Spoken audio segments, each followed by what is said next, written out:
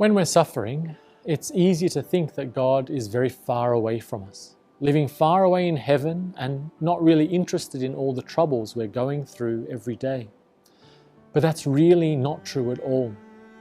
God does care about us and about what we're going through. He cares about our health, about the challenges we face at work and school. He cares about our relationships and our connections with our family and friends.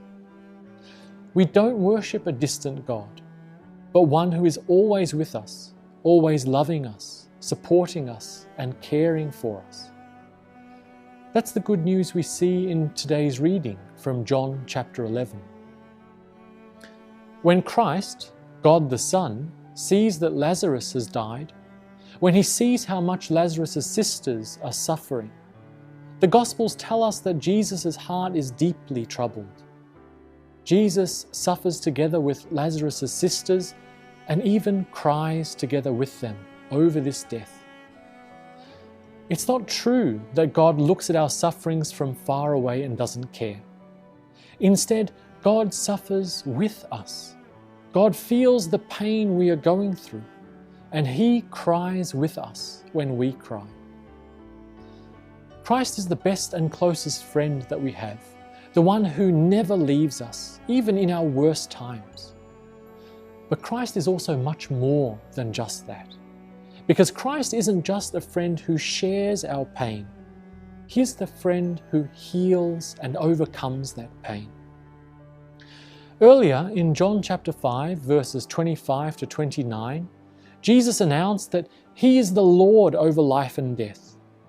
Now, in the story of Lazarus, Jesus proves that those words were true.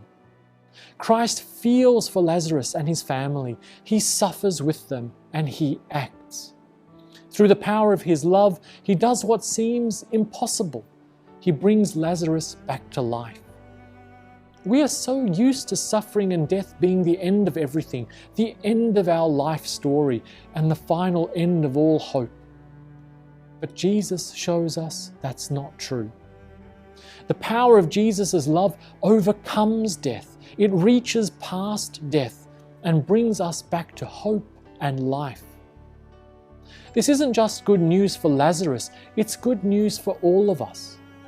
The story of Lazarus hints at the good news coming on Easter morning, when Jesus rises from the dead and destroys forever the power of death. In the story of Lazarus and in the good news of Easter, Christ shows us that sadness and death are not the end.